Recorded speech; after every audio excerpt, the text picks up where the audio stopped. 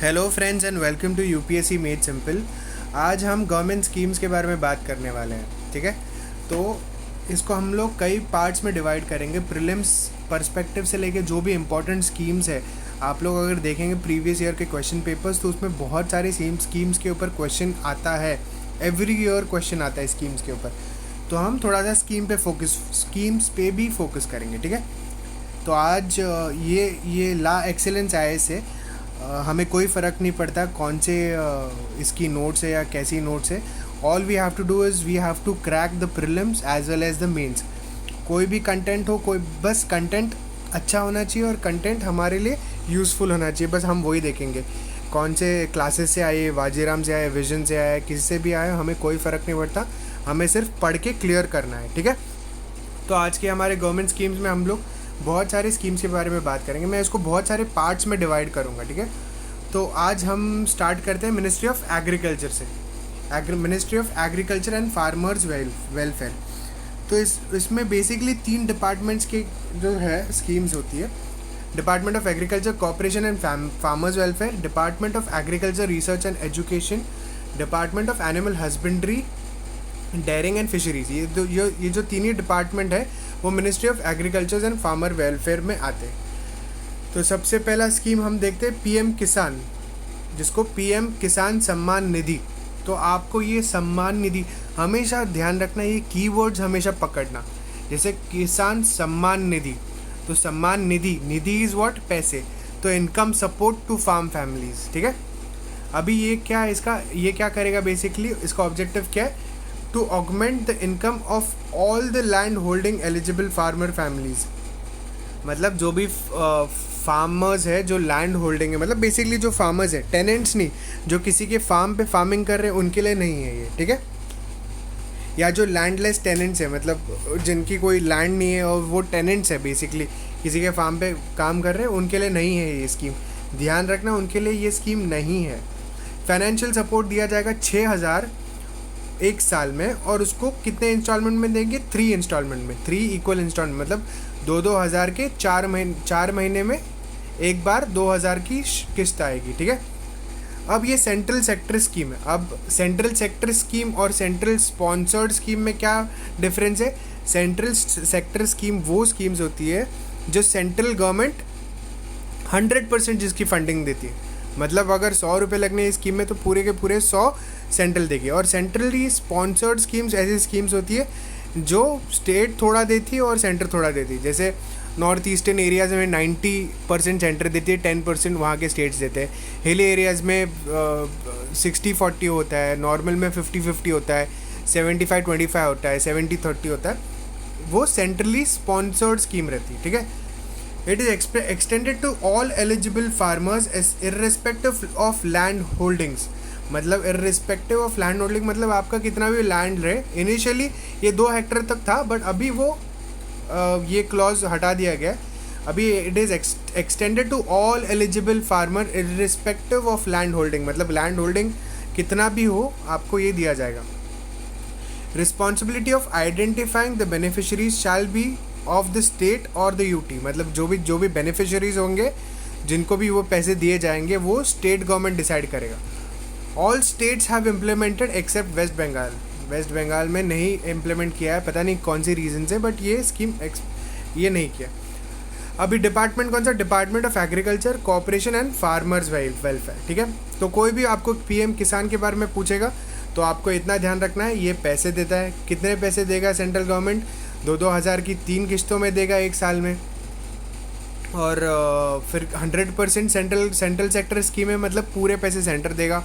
But इसके जो भी बेनिफिशरीज है वो स्टेट या यूटी, अगर यूटी में है तो यूटी, स्टेट में है तो स्टेट देखेगा। उनका नाम का लिस्ट कितना है, और department of agriculture cooperation and farmer welfare से है। ठीक है,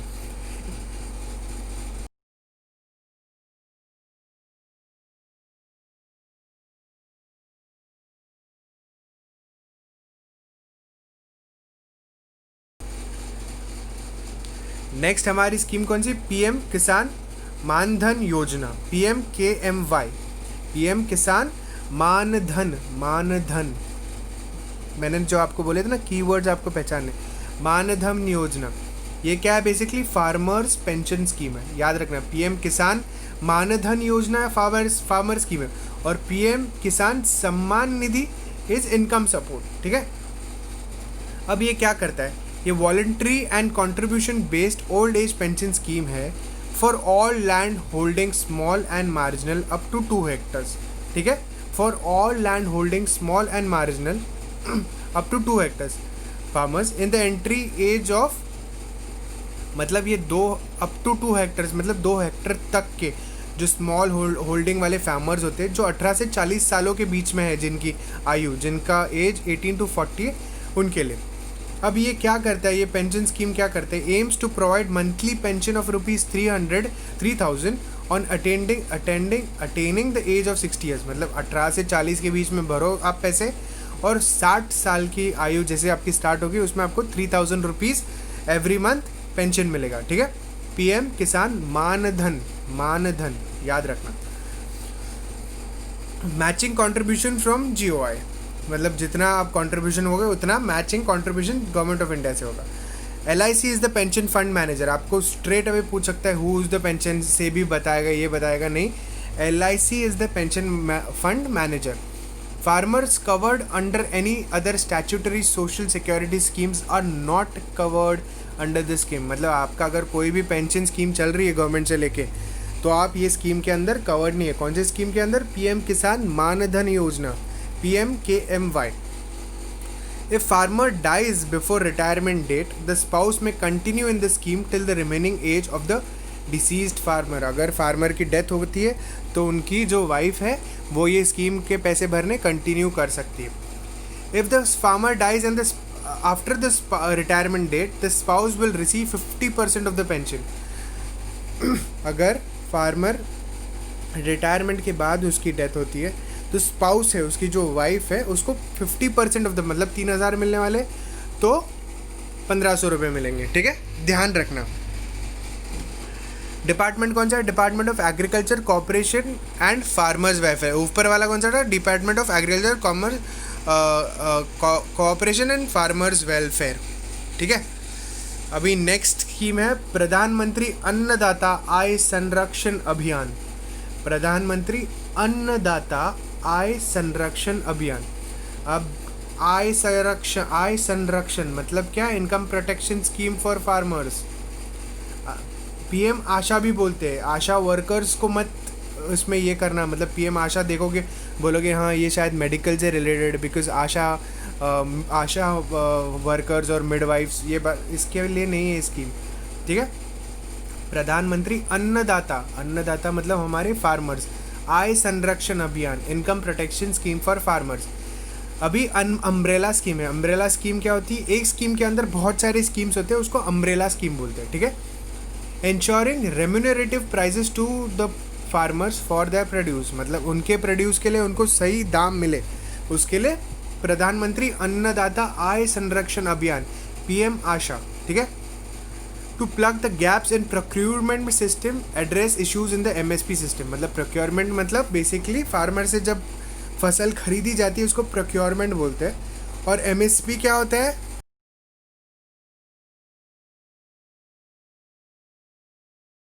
MSP होता है बेसिकली मिनिमम सपोर्ट प्राइस।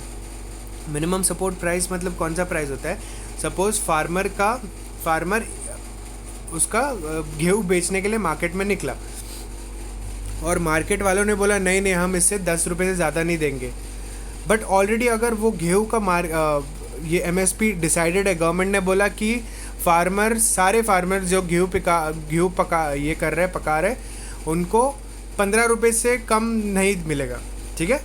तो 15 रुपये जो गवर्नमेंट ने किया है, तो अगर फार्मर को उससे कम मिल रहा है तो वो गवर्नमेंट को दे सकता है कि आप ले लो, हमें मार्केट में कम मिल रहा है तो आप MSP के हिसाब से आप हमसे ले लो, मतलब 15 रुपये के हिसाब से ले लो, ठीक है। तो ये होता है मिनिमम सपोर्ट प्राइस, ठीक है। अब मैं आपको पूरा एक्सप्लेन करूँगा प्राइस सपोर्ट स्कीम क्या है, प्राइस डेफिनेशन। तो ये जो पीएम आशा है, पीएम आशा में तीन कंपोनेंट्स आते हैं, price support scheme, price deficiency scheme and pilot of PPSS, pilot of private procurement and stockist scheme, ठीक है। अब प्राइस सपोर्ट स्कीम के बारे में बात करते हैं। Physical procurement of oil seeds, pulses and copra will be done by central nodal agencies NAFED and FCI. क्या करेंगे? पल्सेस, ऑयल सीड्स और कोपरा. ध्यान रखना, प्राइस सपोर्ट स्कीम में pulses, oil seeds and copra, POC, ठीक है. Price support scheme क्या लेता है? POC, pulses, oil seeds and copra. NAFED, national agriculture marketing federation, ये नाफेड है. और कौन लेता है? And food corporation of India, ठीक है. ये दो एजेंसी सेंट्रली प्रोक्योर करते हैं, मतलब फार्मर से लेते हैं. The procurement expenditure and losses will be borne by the central government. Central government जो भी एक्सपेंडिचर होगा प्रोक्योरमेंट के लिए वो भी, एंड जो लॉसेस कुछ भी होगा वो भी बोर्न बाय द, मतलब इसका पैसा सेंट्रल गवर्नमेंट देगी, ठीक है. प्राइस सपोर्ट स्कीम, इसमें क्या आते हैं? पल्सेस, ऑयल सीड्स एंड कोपरा. अब नेक्स्ट आते हैं प्राइस डेफिशिएंसी पेमेंट स्कीम. ये क्या करता है? This will cover all oil seeds for which MSP is notified. मतलब सारे ऑयल सीड्स जिसमें MSP नोटिफाइड है. And central will pay the difference between the MSP and actual selling. मतलब suppose कोई एक ऑयल सीड है, सनफ्लावर ऑयल सपोज पकड़ लो, example दे रहा हूँ मैं, ठीक है. उसका ये MSP वो लोग ने मतलब 15 उसका ये किया है, ठीक है. 15 रुपीज़ में बिकना चाहिए, बट फार्मर बाहर जाके 10 रुपये में बेच के आया, तो जो 5 रुपये बचे फार्मर के वो गवर्नमेंट देगी. समझे आप लोग? समझे? इजी है, सिंपल है. सपोज ये क्या करेगी? सेंट्रल क्या पे करेगी? तब difference between MSP and actual selling, मतलब मिनिमम सपोर्ट प्राइस 15 रुपये का है बट वो बेच के आया 10 में, तो जो 5 रुपये है जो उसको कम है वो गवर्नमेंट देगी, ठीक है, सेंटर देगी. No physical procurement of crops, इसमें कोई भी फिजिकल प्रोक्योरमेंट ऑफ क्रॉप्स नहीं है. प्राइस डेफिशिएंसी पेमेंट स्कीम, नाम से ही आपको समझ जाना चाहिए.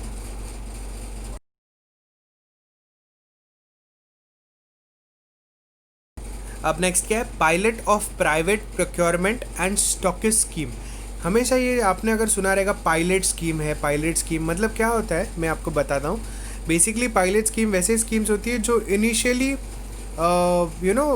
ट्रायल एंड एरर बेसिस के लिए उसको मार्केट में उतारा जाता है. मतलब उसको जिस स्टार्ट किया है तो let's see how it works and if it goes well, everything goes well, then they उसको मेन लाइन किया जाता है.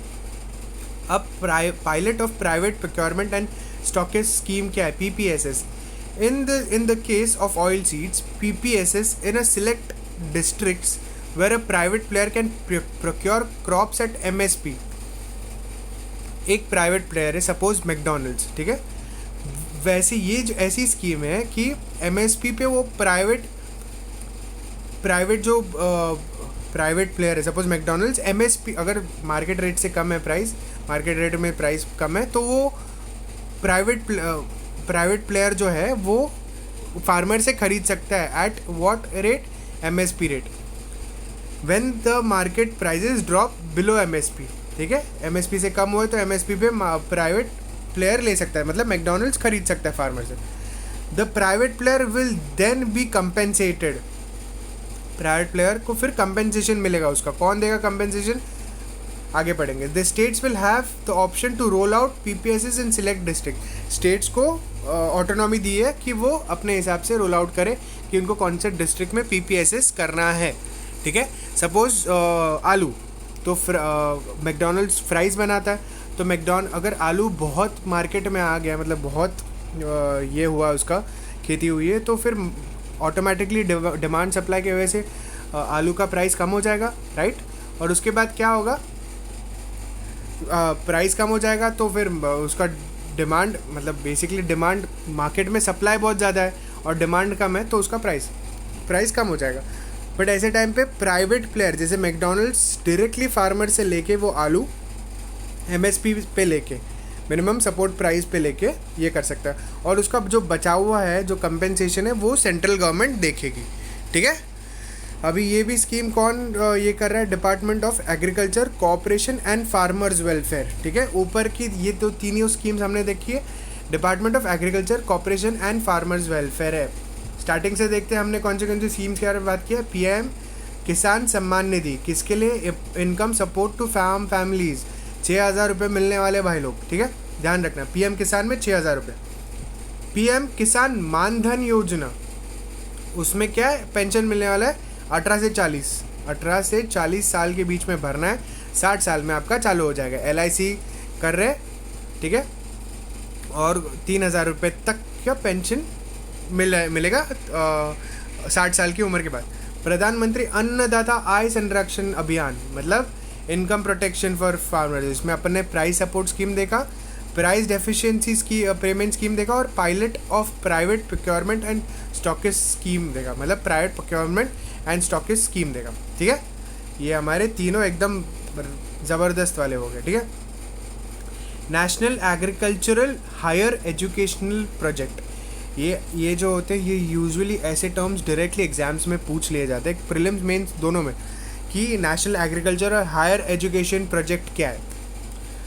तो ये क्या है, ये सपोर्ट करता है participating agricultural universities and ICAR in providing more relevant and higher quality education to agriculture university students। क्या करता है ये national agriculture higher educational project, NAHEP universities को, जो एग्रीकल्चरल यूनिवर्सिटीज़ है, and ICAR Indian council of agricultural research को क्या provide करता है, more relevant and higher quality education to agricultural university students, ठीक है। वो सपोर्ट करता है यूनिवर्सिटीज़ को, ICAR, कि वो अपने बच्चों को बहुत अच्छी एग्रीकल्चरल ये दे, क्वालिटी एजुकेशन दे। Launched by ICAR directly, NAHEP is launched by ICAR Indian council of agricultural research. It is funded by the World Bank and the Indian government on 50-50 basis. NAHEP is funded by the World Bank. Very important.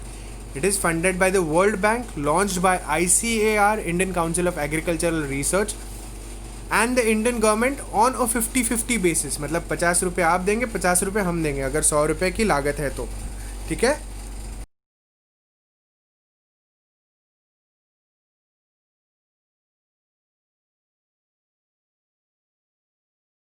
अब ICAR क्या है basically, ये एक autonomous organisation है under department of agri research and education, ठीक है। Simple है, नाहिप project किसका, ICAR का है। वो बेसिकली एग्रीकल्चर यूनिवर्सिटीज़ को सपोर्ट करता है in providing more relevant and higher quality education to agriculture university students. World bank और इंडियन गवर्नमेंट 50-50 रुपीज़ दे रही, मतलब 50-50% पे ये कर रही है, ठीक है। मिनिस्ट्री ऑफ एग्रीकल्चर फॉर, ठीक है, वही ये चल रहा है अभी भी। Integrated scheme for agricultural marketing, integrated scheme for agricultural marketing, इसका ऑब्जेक्टिव क्या है, to promote creation of agricultural marketing infrastructure by providing back end subsidy support to the state cooperative private sector investments, ठीक है।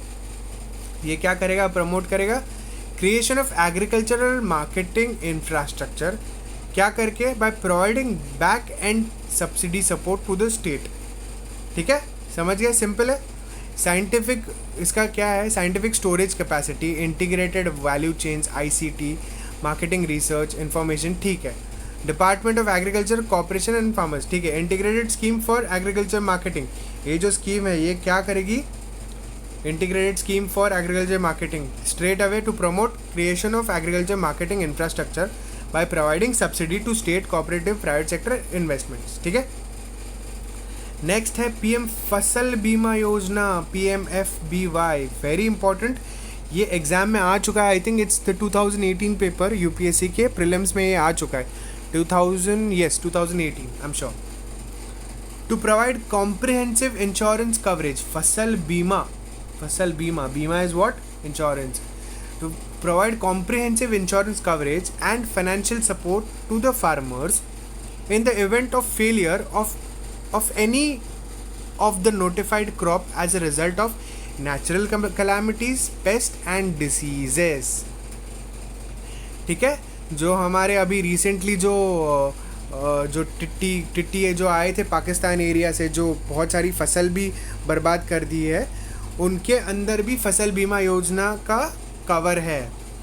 It is a demand driven scheme, therefore no targets are fixed. Demand driven है तो कोई target fixed नहीं है. अब ये important है, ये क्वेश्चन आया था कि ये रबी के लिए कितना है. इसके लिए प्रीमियम जो होता है पेएबल बाय फार्मर्स, खरीफ का 2% है, रबी का 1.5% है एंड हॉर्टिकल्चर क्रॉप्स का 5% है. ठीक है. RKH, रबी 1.5, खरीफ 2 और हॉर्टिकल्चर 5. RKH कम से ज़्यादा, R 1.5, K 2 and H 5. No capping of premium. Both private and public sector insurance companies are involved. Funding कैसा है इसका, सेंट्रल और स्टेट गवर्नमेंट है 50-50% दे रही है. No upper limit in government subsidy. मतलब ऐसे नहीं कि नहीं हम 3 ही लाख दे सकते, अपर लिमिट, अपर कैप कर देते कि नहीं अगर आपका 10 लाख का भी माल नुकसान हो गया तो हम 3 ही लाख दे सकते हैं, हमारा अपर कैप है. ठीक है. Recently, center has put cap on its share. Now states will have to bear extra burden if actual premium crosses 30%. ठीक है. Risk covered क्या है, yield losses due to non-preventable risk, post-harvest losses. It also covers localized calamities. Price risk are not covered. Price risk इसमें covered नहीं है, ध्यान रखना.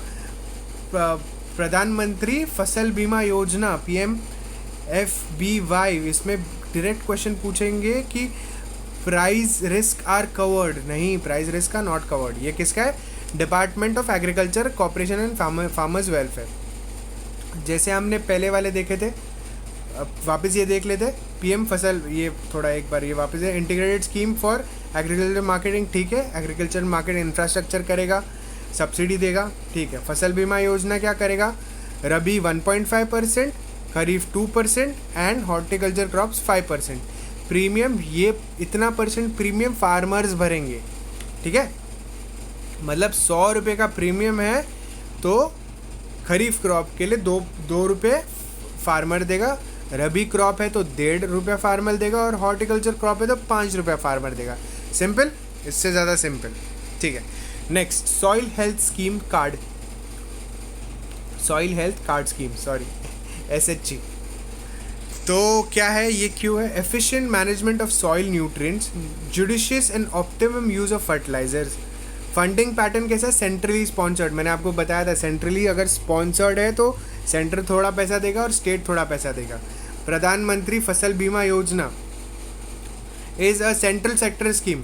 नहीं, it is a central sponsored scheme because 50% 50-50 है, सेंटर एंड स्टेट 50-50 दे रहे, तो centrally sponsored scheme है. ठीक है.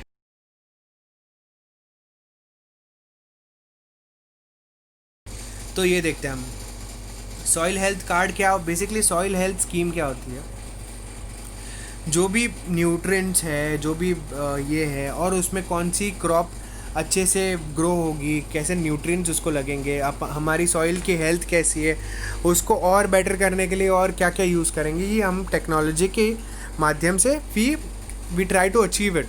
ओके. ये क्या करेगा, फंडिंग पैटर्न कैसा है, सेंट्रली स्पॉन्सर्ड स्कीम है, कोर स्कीम. ठीक है, चलो okay. Printed report given to a farmer containing the status of soil with respect to 12 parameters. ध्यान रखना, 12 पैरामीटर का एक प्रिंटेड रिपोर्ट मिलता है. जैसे हमें स्कूल में रिपोर्ट कार्ड मिलता था प्रॉपरली, वैसे एक रिपोर्ट कार्ड मिलता है उनको. 12 पैरामीटर्स मतलब 12 रहते हैं उसमें parameters, both macro and micro nutrients and pH, EC, OC, ये सारे फिजिकल पैरामीटर्स हैं. Soil health card will also indicate fertilizer recommendation, जैसे हमने पहले बात की, and soil amendment required for the farm. The card will issued once in 3 years. ध्यान रखना, डायरेक्टली क्वेश्चन पूछेंगे, soil health card scheme gives a health card every year. No, it will issue once in 3 years. It is a part of National Mission for Sustainable Agriculture. अच्छा guys, इससे याद है मेरे को, national sustainable से याद आया, सस्टेनेबल डेवलपमेंट गोल्स जो 17 गोल्स है वो भी बहुत ज़्यादा इंपॉर्टेंट है. हम आने वाले लेक्चर्स में उसको भी कवर करेंगे. ये वाले प्रीलिम्स में मेरे को बहुत उसकी लग रहा है कि उसका आने का बहुत चांसेस है. ठीक है. ये भी स्कीम किसका, department of agriculture, corporation and farmers welfare. ठीक है, let's go to the next scheme, प्रधानमंत्री कृषि सिंचाई योजना, PMKSY, प्रधानमंत्री कृषि सिंचाई योजना। मतलब सिंचाई मतलब बेसिकली आपको समझ गया, ये इरिगेशन से रिलेटेड है। Extending the coverage of irrigation and improving water use efficiency. क्या करेगा ये स्कीम, एक्सटेंड करेगा कवरेज ऑफ इरिगेशन। मतलब पहले 10 ही फार्म्स इरिगेटेड होते थे, अभी 20 करेगा, वो कोशिश करेगा कि ज़्यादा से ज़्यादा हो।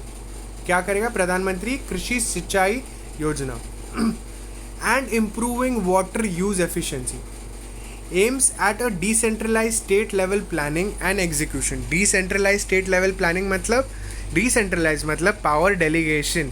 पावर डेलीगेशन मतलब क्या, जैसे सेंटर स्टेट को पावर देता है, स्टेट अपने जो भी कलेक्टर्स है उनको पावर देगी, कलेक्टर्स अपने नीचे पावर देंगे, BDOs को, BDOs पंचायत में पावर देंगे। मतलब ये डिसेंट्रलाइज हुई पावर का फ्लो हुआ नीचे तक, ग्राउंड लेवल तक। यूजुअली क्या होता है, जो IAS या जो अपर कैबिनेट जो मिनिस्टर्स होते हैं यूजुअली, उनको ग्राउंड रियलिटी हमेशा पता नहीं होती कि एग्जैक्टली ग्राउंड में क्या चल रहा है। मतलब नहीं हमारा एरिया तो बहुत अच्छा है, बट पॉसिबिलिटी कि वहाँ पे फार्मर्स डिस्ट्रेस में हो, फार्मर्स सही नहीं हो, मतलब फार्मर्स को कोई तकलीफ़ हो, लोगों को कोई तकलीफ़ हो, तो यूजुअली ऐसे तभी होता है जब वो ग्राउंड से अटैच नहीं होता है, जो भी मिनिस्टर होता है, जो भी कलेक्टर होता है। सो माई ओपिनियन वुड भी, आप आगे जाके डिस्ट्रिक्ट कलेक्टर बनेंगे तो प्लीज़ आप ग्राउंड से अटैच रहना, लोगों के साथ रहना, लोगों की सेवा करना, उसी में ईश्वर की सेवा। एज आर फेवरेट नहीं बोल सकते, but yes, one of the favourites, Swami Vivekananda ji ने ये बोला था कि इंसान की सेवा में ही ईश्वर की सेवा है। तो मेरा आशीर्वाद आप लोग सबके साथ है, आप सब IAS बनेंगे या बहुत अच्छे ओहदे पे रहेंगे। ठीक है, let's go to the topic now. So what were you talking about? Yes, it is a decentralized state level planning and execution structure in order to allow states to draw up district irrigation plans and state irrigation plans. प्रधानमंत्री कृषि सिंचाई योजना, इसमें क्या होता है, decentralise होता है प्लानिंग एंड एग्जीक्यूशन, दोनों डिसेंट्रलाइज होता है, मतलब नीचे तक वो लोग ने दिया है प्लान और एग्जीक्यूट करने के लिए। उसमें क्या है, स्टेट्स ड्रॉ और district irrigation plan and state irrigation plan. ठीक है, अब इसके कंपोनेंट्स क्या है, एक्सीलरेटेड इरिगेशन बेनिफिट प्रोग्राम,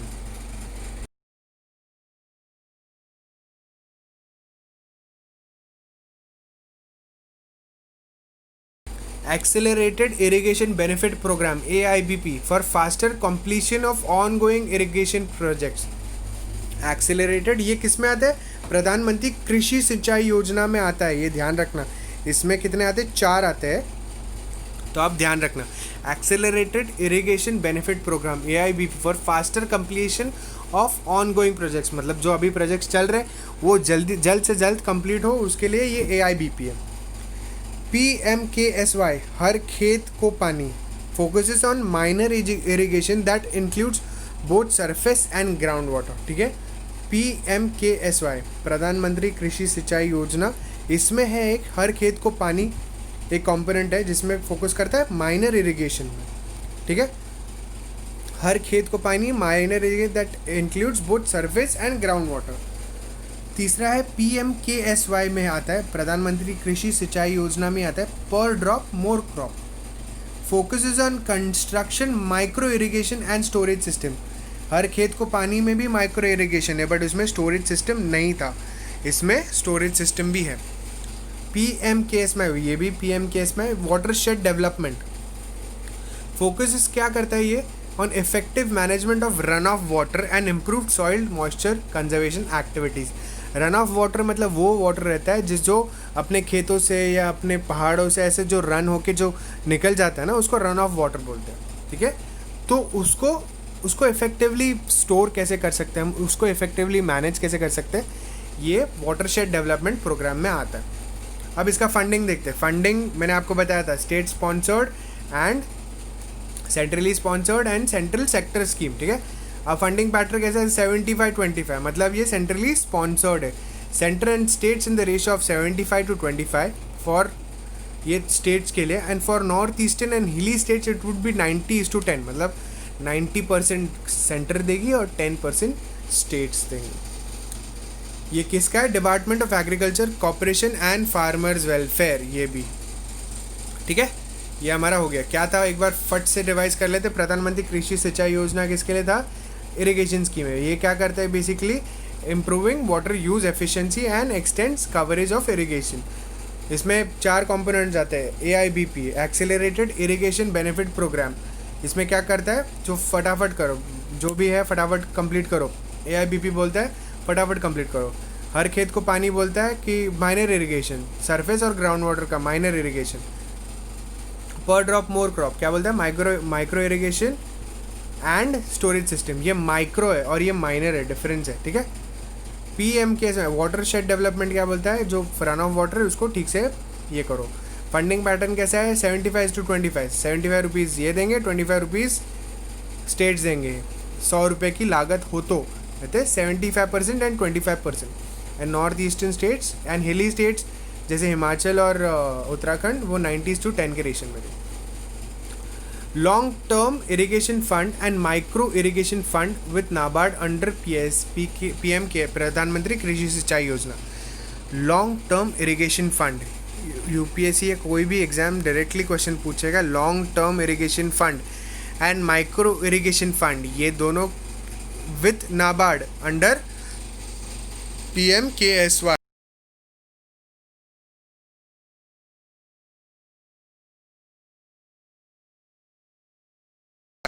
ठीक है। तो अभी नेक्स्ट वाला क्या है? नीरांचल नेशनल वाटरशेड प्रोजेक्ट।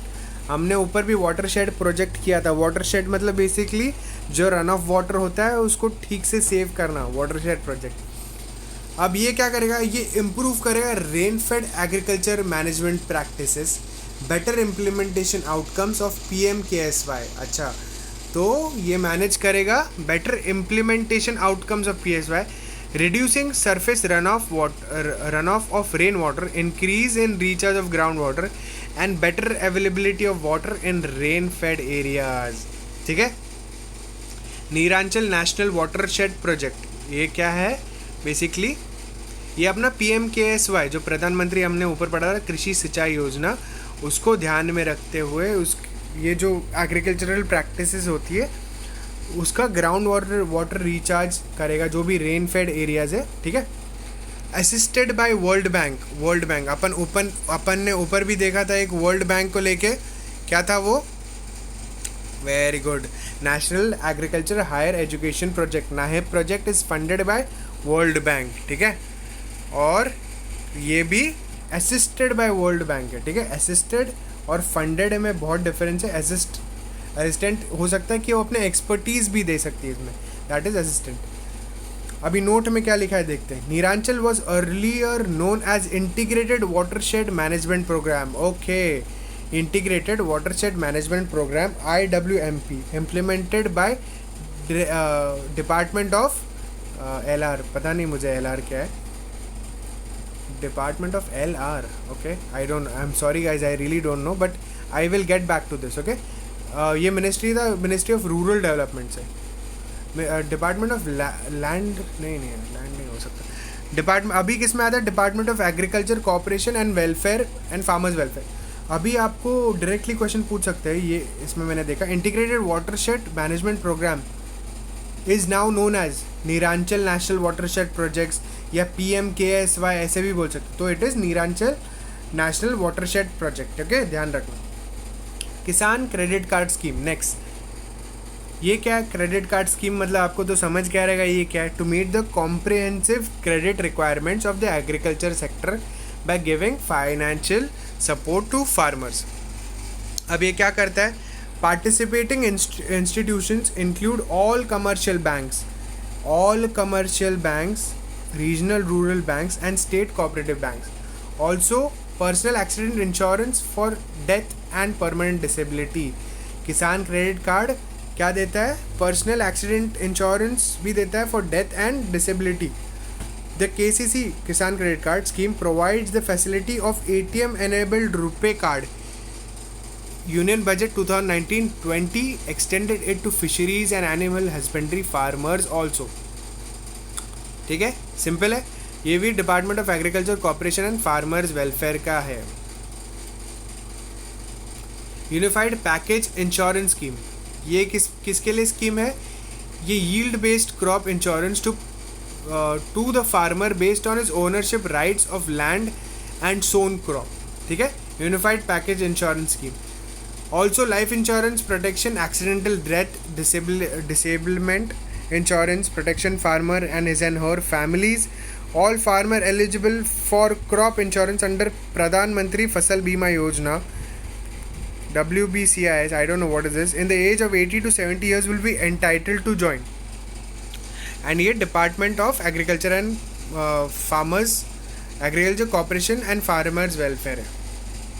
ठीक है, अब आज के लिए बस इतना ही हो गया। अब नेक्स्ट वीडियो में हम यहाँ से स्टार्ट करेंगे। आपको कोई टेंशन लेने की ज़रूरत नहीं है, आपके सारे स्कीम्स आप एग्ज़ाम में जाने के पहले आपके टिप ऑफ द टंग होंगे। ठीक है, इसमें से कोई भी डाउट है आप मेरे को डायरेक्टली पूछ सकते हो। एंड भाई लोग please subscribe to my channel. मैं बहुत ज़्यादा मेहनत कर रहा हूँ आप लोगों के लिए। आपकी तरफ से सिर्फ एक मोटिवेशन चाहता हूँ मैं कि आप मेरे चैनल को सब्सक्राइब कीजिए और जितना हो सके उतना शेयर कीजिए और लाइक कीजिएगा। ठीक है, और एनीथिंग आपको कोई भी डाउट है कुछ भी हो तो आप कमेंट सेक्शन में उसको डाल सकते हो। I will clear it. Okay, that's all from my side. Thank you very much.